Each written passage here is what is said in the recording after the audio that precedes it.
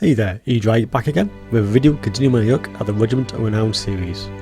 This time we shall look at the Widows by Decomposed, Hateful and whysofurious. On the screen now is a link to the playlist of the other videos. In this series about Warriors of Chaos and Beastmen.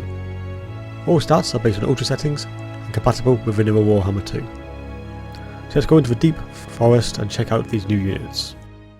The Dryads of the Willow Groves are a elite unit and a boosted up version of Dryads.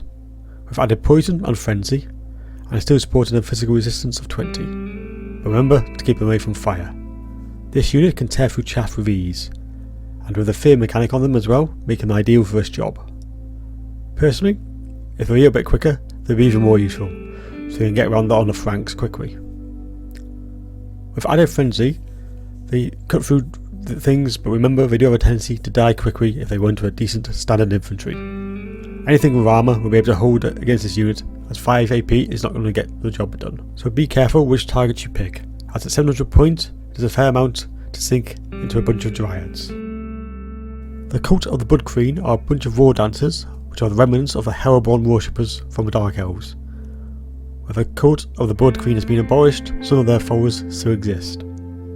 This 1000 point unit is devastating melee. War dancers on the whole are no pushovers, but this unit seriously buffs with stat wise. They do use their anti-infantry bonus, and of course the AP is not great, but they hit really hard and have really high melee attack and surprisingly high defense. They need to be in combat due to their low armour and make excellent flank attackers with their high speed. They cause fear as well, so they can easily help collapse a flank. But make sure you're in control of any missile units, as this unit has really no defense against that. If the stats are not crazy enough, they have Worshippers of Cain, which does knock down their melee defense, but boosts everything else to a high level. The perfect charging into the flank or rear of an opponent. They are truly devastating, so if you can use them on the right targets. The lack of AP does mean you should focus on non-high elite armoured troops, as they can get bogged down and are not meant to be for the grindy fight. They can charge in, do some damage and get out quick. Elves Grade Guardians is a unit of improved Grade Guard. Pretty damn useful at 890 points. They have Starfire shafts, so have excellent AP and fire damage. They are a step up from your standard units of Grade Guard with Starfire. They have strong vigour and Strider, making them more mobile on the battlefield. Also slightly increased armour and are not terrible in melee, able to deal damage with most chaff units, and can possibly deal with them on their own. Naturally is their accuracy of the bows with their strengthy eyes. A useful unit if you want to back up a flank with some additional firepower, as they can move around with ease. Naturally any decent infantry would eat them, so keep them moving and away from any trouble. The Shadow Band of the Abiast are a rarity of the Wood Elves, as they adventure from their home in Athayon. The Shadow Band did however end up in the north in the Kislev lands, where they lived in the forests. Why they were there, who knows, but the local Kislev people tell stories of a hail of arrows picking out beastmen units who were attacking their people with pinpoint accuracy. Being deep-wood scouts, they were excellent flankers and ambushers, and this unit is no exception. 960 points, this brings a rare anti-charge bonus to the Wood Elves archers. It's only small at 7, and the AP is weak at only 4, but they can provide excellent alternative against those factions with large enemy presence.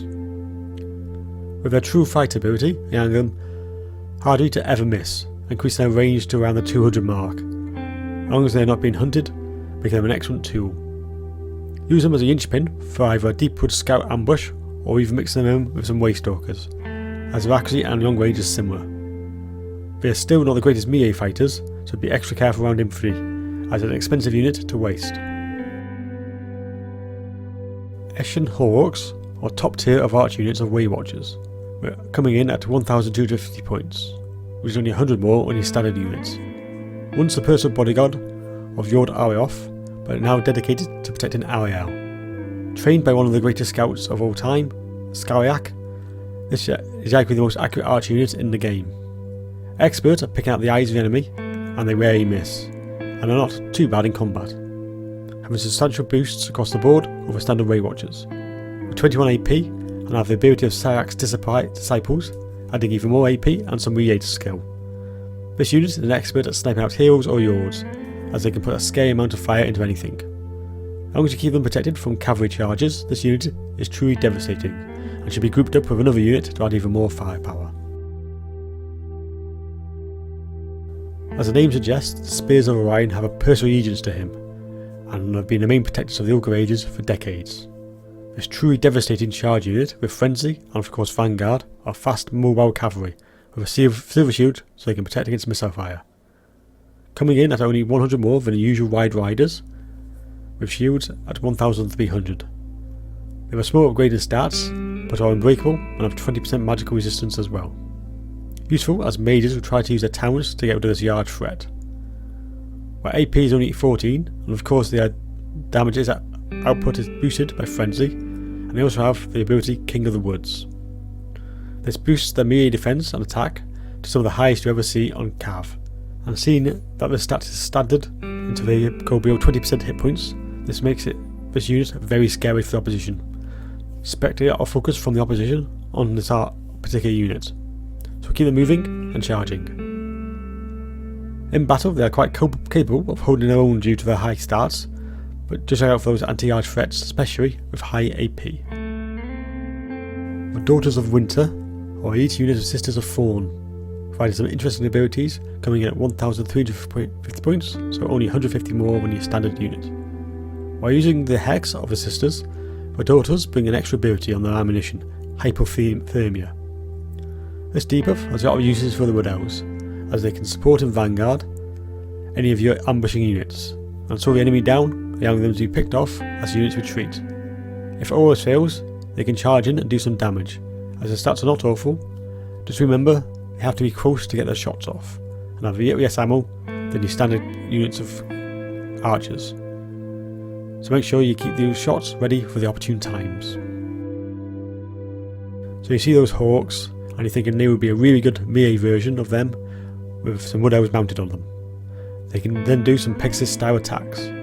Well, here they are in the shape of Tarox Falcons, providing lightning fast flying cavalry, with so many users on the battlefield. Got a pesky artillery unit which is bothering your army, send these in and they can quickly deal with it. Some missile units on the other side of the map giving you issues, rip this unit over and sort them out. Anything you need a bit more damage on, or to get rid of that problem unit, this is the unit for you.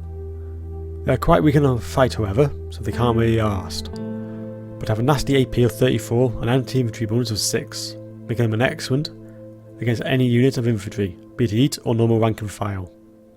A truly devastating and flexible unit to add to any army. What's better than one treeman? Well, 5 of them obviously. This truly unique unit of treemen brings a lot to the table. Durfu's Royal Grove comes at 2000 cost. They have very high stats, but less weapon strength and hit points per model than a standard unit. They are awakened by Durfu to serve as lieutenants in the armies of the Wood Elves. This unit is a hell of a presence on the battlefield, where the enemy need a lot of focus to really deal with these trees. Very high melee stats allow them to last longer in a battle, especially with that high armour of 100, and with very high with AP of 75. They do have the ability of Titans of Ages to boost their damage and make them unbreakable with only a very short cooldown. This should be used as much as possible. Encourage units around it to get them, so get best to have a spearman at their feet to soak up the pressure, or a unit of treekin. This unit can anchor your front line and provide a huge wall and a problem for the enemy to face. Just pray they don't bring fire.